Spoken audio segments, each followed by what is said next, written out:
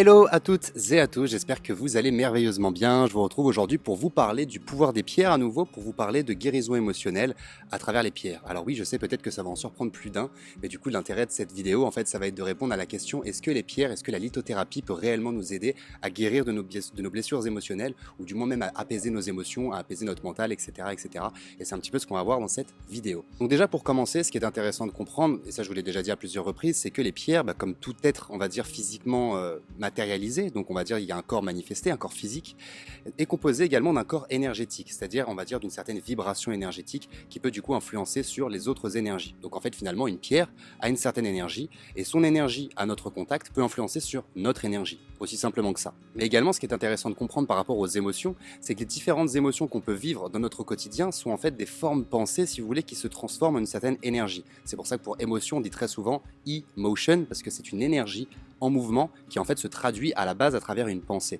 Donc en fait finalement la plupart des émotions qu'on va expérimenter dans notre réalité vont s'imprimer en nous de manière on va dire directe ou même indirecte. Quand je veux dire de façon indirecte, c'est qu'en fait elles vont s'imprimer simplement au niveau de notre inconscient. Par exemple, il y a un certain moment où vous allez vivre une certaine émotion qui peut être par exemple vraiment pas simple à expérimenter sur un moment, et en fait elle va s'imprimer au niveau inconscient. C'est-à-dire qu'elle va se retranscrire au niveau de vos pensées inconscientes, elles vont se retranscrire au niveau de vos réactions émotionnelles inconscientes et même au niveau de vos comportements qui du coup sont également inconscients. Et du coup aujourd'hui sur cette vidéo, j'avais envie de vous partager 4 pierres, j'avais envie de vous parler en fait de certaines pierres qui peuvent vous aider ou vous accompagner on va dire dans la guérison de vos blessures émotionnelles.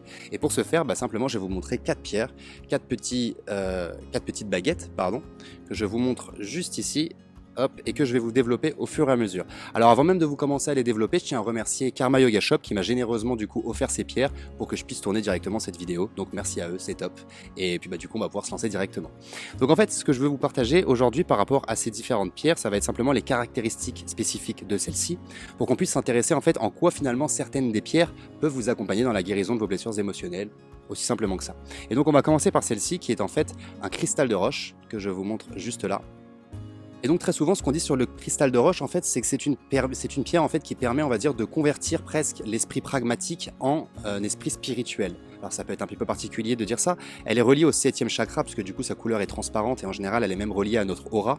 Et en fait par rapport au cristal de roche, voilà, très ce qu'on dit en fait, c'est que même si on a un esprit très cartésien, très terre à terre, en fait ce genre de pierre peut nous permettre de complètement développer notre esprit spirituel pour qu'on puisse non pas passer d'un esprit cartésien à un esprit spirituel, mais bien et bien synchroniser les deux. On est bien d'accord. Ce qu'on peut également dire sur cette pierre, c'est qu'elle développe notre conscience. On peut même dire qu'elle développe notre lumière intérieure. Mais pas que. C'est également une pierre qui purifie nos émotions en profondeur. C'est une pierre en fait simplement, on dit que c'est une pierre même vitalisante, c'est une pierre de vitalité qui va renforcer simplement notre énergie intérieure. Donc en fait par rapport au cristal de roche, tout simplement quand on porte un cristal de roche, on va dire que l'objectif principal c'est de rétablir l'énergie en nous, c'est de la fluidifier. Donc bien évidemment plus on va fluidifier cette énergie, plus la mémoire de nos blessures émotionnelles va s'apaiser et va se calmer et va fonctionner en arrière-plan.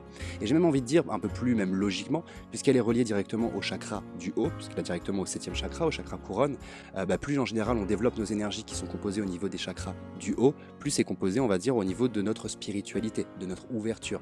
Le cristal de roche il peut également bien évidemment nous aider à nous connecter à certaines sphères qui sont supérieures. Et donc finalement l'idée principale du cristal de roche c'est donc de rétablir l'énergie en nous. Pourquoi faire? Simplement pour ne plus ressentir les mémoires émotionnelles qui sont erronées ou qui ont été, on va dire, qui se sont transformées en blessures, et pour apaiser un petit peu tout ça.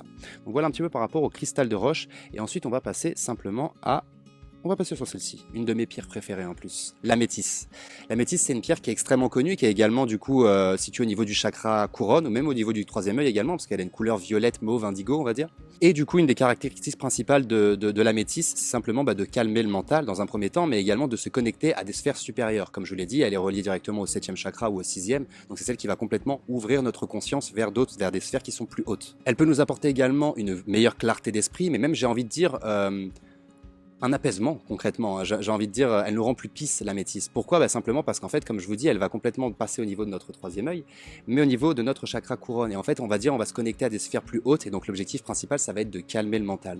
Donc en fait, plus on va porter d'améthyste en général, et plus on va avoir un certain apaisement au niveau du mental, et parfois même ça peut un petit peu, je dis bien un petit peu, nous désancrer. Parce que plus on va se connecter sur des hautes sphères, plus on va être, connecté au niveau de nos énergies des chakras du haut, moins on va être sur les chakras du bas. Ce qui paraît assez sensé. Et finalement, les chakras du bas, c'est tout ce qui est relié directement au monde de la matière. Et j'ai envie de dire, plus du coup on fait réagir, plus du coup on développe nos chakras du haut, ce qui est une super chose pour se connecter au cosmos et même à l'univers en général. Mais également, on va dire, le potentiel danger, c'est d'être un petit peu moins ancré et d'être un petit peu moins dans le monde physique et donc dans la matière. Et la caractéristique principale de l'améthyste par rapport justement à la thématique de cette vidéo, c'est qu'en fait, elle a une fonction, on va dire, qui permet de désomatiser le corps des mémoires émotionnelles et spirituelles même, et même mentales, j'ai envie de dire.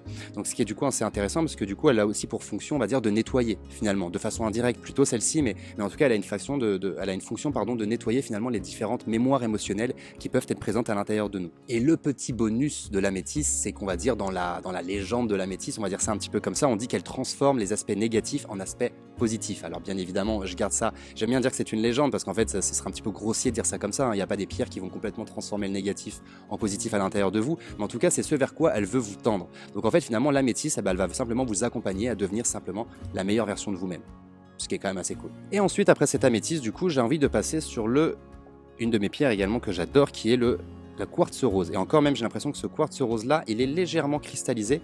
Et en fait, il y a différents types de quartz rose, parce qu'on a le quartz rose qui est simple, mais on a également le quartz rose cristallisé. Et en fait, si vous voulez, c'est comme si elle va prendre les vertus à la fois du cristal de roche qui était du coup la première pierre que je vous ai montrée, avec du coup les vertus du quartz rose. Alors quelles sont du coup finalement les vertus de ce quartz rose? Eh bien simplement, c'est une pierre de douceur. C'est une pierre qui va renforcer votre compassion, voire même votre empathie. En fait, c'est une pierre, on dit très souvent que c'est la pierre même de l'amour, concrètement le quartz rose. Elle est directement liée au chakra du cœur, donc à notre quatrième chakra. Alors bien évidemment, notre chakra du cœur, la couleur, on va dire, principale, c'est la couleur verte, mais la couleur complémentaire du vert, c'est le rose. Donc le rose, il agit également sur le chakra du cœur. Et ce quartz rose, d'un point de vue émotionnel, il nous permet tout simplement de guérir de nos blessures émotionnelles. Pourquoi? Parce qu'en fait, il va nous apporter beaucoup plus d'amour en termes de vibration. Et comme je l'ai déjà dit à plusieurs reprises, l'amour, c'est simplement la vibration la plus haute en fait, hein. On va dire, c'est l'émotion même que l'on peut expérimenter, la plus pure, la plus divine. Et finalement, plus on va mettre d'amour à l'intérieur de nous, plus forcément la guérison va se réaliser. Plus on va dire la cristallisation même de nos pensées, de nos intentions, de tout ce qui peut se situer à l'intérieur de nous au niveau cellulaire ou même moléculaire, va du coup directement se métamorphoser. Donc plus vous allez mettre d'amour dans votre réalité à travers votre conscience en général, plus vous allez guérir de ce qui est très lourd, de ce qui est très dense et ce qui vous pèse en fait et qui vous ralentit dans votre quotidien. Donc la fonction principale du quartz rose simplement, c'est d'apporter, de fluidifier l'amour à l'intérieur de votre corps. Et quand je dis de votre corps, c'est au niveau de vos différents corps. Parce que je vous ai déjà expliqué aussi dans d'autres vidéos que nous avons différents corps, environ 7. Mais bon, ça c'est encore un autre sujet. Donc voilà, simplement, en fait, le quartz rose, il va apporter beaucoup plus d'amour sur les zones fragiles finalement de votre être, et il va fluidifier la circulation de l'amour au niveau de vos corps, tout simplement.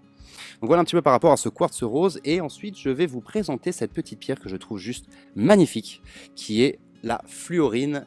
Et en fait, il y a normalement différents types de fluorines, parce qu'il y a des fluorines vertes, il y a des fluorines bleues, il y a des fluorines violettes. Et en fait, celle-ci, quand moi je regarde sa couleur, je pense que c'est du coup une fluorine qui est beaucoup plus mauve, voire même un peu indigo. Donc, et encore même là, on a une partie qui est un peu transparente. Donc celle-ci serait vraiment reliée, on va dire, au 6e, 7e chakra. Donc du coup, au niveau des chakras du haut, encore une fois. Et donc du coup, la fluorine, elle a différentes vertus, parce qu'en fait, cette fluorine, elle permet simplement d'augmenter nos perceptions spirituelles, j'ai envie de dire. Elle permet même aussi de développer notre concentration, également de stabiliser simplement notre champ émotionnel en général. Quand je dis champ émotionnel, c'est donc du coup notre corps émotionnel, et d'apporter en fait de la pureté, de la légèreté au niveau de notre corps émotionnel, ce qui du coup va amener à soulager nos blessures émotionnelles, ce qui paraît assez logique. On dit également que c'est une pierre qui purifie nos émotions cristallisées, mais également qu'elle libère, on va dire, certaines émotions qui sont enfouies à l'intérieur de nous, certaines émotions qui sont inconscientes, qui sont parfois refoulées. La fluorine, elle a aussi cette vertu de vouloir libérer complètement ces émotions qui parfois sont refoulées. Mais pas que, parce que forcément, là en plus on est vraiment sur des chakras du haut pour le coup, donc ça va nous apporter une certaine clarté au niveau du mental, un petit peu comme l'améthyste ou encore le cristal de roche. Elle va avoir aussi cette tendance à vouloir apaiser complètement notre mental et puis apporter beaucoup plus de clarté. Sa vertu même principale, j'ai envie de dire, à la fluorine, enfin du moins moi dans mon apprentissage par rapport à la lithothérapie, c'est que en fait elle va vous apporter beaucoup plus de concentration.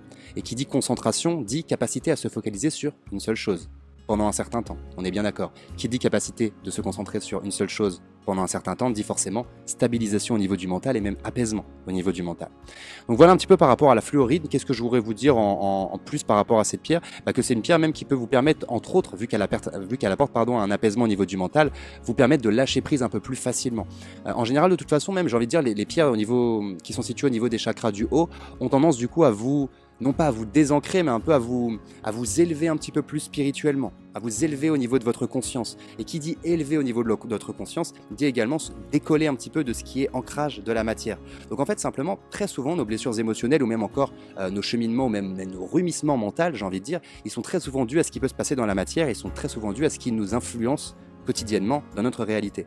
Donc en fait, plus on va avoir des pierres qui vont être reliées au niveau des chakras du haut, plus en fait simplement on va se déconnecter un petit peu de ces problématiques presque parfois illusoires de ce qui peut se passer dans le monde de la matière. Donc finalement, à partir du moment où cette fluorine peut être par exemple mauve ou bleue, très souvent elle va nous connecter au chakra du haut et donc elle va apporter cet apaisement au niveau du mental pour les raisons que je viens de vous expliquer. Et le petit bonus de la fluorine, cette petite pépite, c'est qu'elle apporte également, on va dire, une meilleure...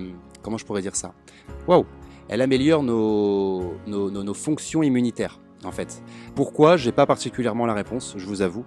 Mais en tout cas, on dit également sur la fluorine que c'est une pierre qui a pour fonction de développer votre système immunitaire, ce qui est quand même assez agréable, parce que je vous le rappelle que votre système immunitaire, c'est votre système d'auto-guérison. On a une partie inconsciente de nous qui finalement gère beaucoup plus de choses que notre simple partie consciente, parce que cette partie inconsciente, elle gère certes nos émotions, nos souvenirs, nos comportements et ce type de choses, mais elle gère également notre système immunitaire, notre respiration, nos mécanismes physiologiques. Et donc forcément, plus on a un système immunitaire qui est aiguisé, qui est épuré et qui agit de façon très saine, eh ben bon, moins on est malade, plus j'ai envie de dire on a une clarté au niveau de notre esprit et plus du coup on est à même de réaliser ce qu'on a envie de réaliser dans notre réalité et de cheminer vers la vie que l'on souhaite dans notre réalité. Donc voilà un petit peu par rapport à cette vidéo concernant le pouvoir des pierres et donc par rapport aux guérisons émotionnelles. Donc je sais que le mot guérison est un mot relativement fort, peut-être que certains d'entre vous ne vont pas l'apprécier, mais en tout cas on va dire elles vont tendre, simplement les énergies de ces pierres vont tendre vers une influence énergétique de nos différents corps afin de simplement apaiser en fait les différentes blessures émotionnelles qu'on a pu expérimenter dans notre passé ou encore même parfois simplement apaiser le mental puisque la plupart on va dire des émotions négatives qu'on a pu expérimenter vont s'imprimer au niveau d'inconscient et donc vont ressentir au niveau de notre mental à travers des pensées, à travers différentes émotions et en général forcément c'est pas simple à expérimenter et c'est pas du tout ce qu'on apprécie. Donc je pense qu'en tout cas ça peut être très intéressant de s'entourer de simplement de pierres. Moi je pense que vous le savez, en plus je m'appelle Pierre donc bon je vais pas refaire cette blague mais bon vous la connaissez assez. J'ai toujours des bracelets en pierre, des bracelets que je choisis sciemment en fonction de l'énergie que j'ai envie de développer dans ma journée, en fonction de la journée, de l'énergie plutôt que j'ai envie d'émettre dans ma journée, parce que forcément en fonction des énergies que j'émets, j'attire aussi des choses qui sont directement en conséquence avec ça, et j'ai envie de dire très souvent mon état d'esprit peut complètement être influencé en fonction des pierres qui vont m'accompagner dans ma journée. Donc voilà un petit peu par rapport à cette vidéo sur la lithothérapie et par rapport aux blessures émotionnelles. Donc comme d'habitude j'espère que vous avez apprécié ce contenu. Si c'est le cas, pensez simplement à liker la vidéo, pensez à me dire tout ce que vous avez envie de me dire en commentaire et c'est avec grand plaisir que je vous répondrai. Et quant à moi, je vous retrouve sur une autre vidéo, peut-être une autre vidéo à propos des pierres. Si vous avez envie que je vous parle et que je développe un petit peu plus le pouvoir des pierres ou encore ce type de choses, n'hésitez pas à me le dire également en commentaire. Et si vous n'êtes pas abonné à la chaîne, vous pouvez le faire dès maintenant et éventuellement activer la cloche afin de recevoir une notification à chaque fois que je poste une vidéo. Et si même vous pensez que cette vidéo peut intéresser d'autres personnes autour de vous, notamment des personnes qui s'intéressent aux pierres, je vous invite simplement à la partager sur vos réseaux ou encore où est-ce que vous voulez, simplement pour qu'elle puisse circuler et que ces informations puissent peut-être intéresser d'autres personnes et leur apprendre davantage de choses au niveau des pierres. Donc ce sera tout pour moi, en tout cas je vous souhaite une excellente fin de journée et je vous dis à très vite sur une prochaine vidéo et prenez bien soin de vous. Ciao.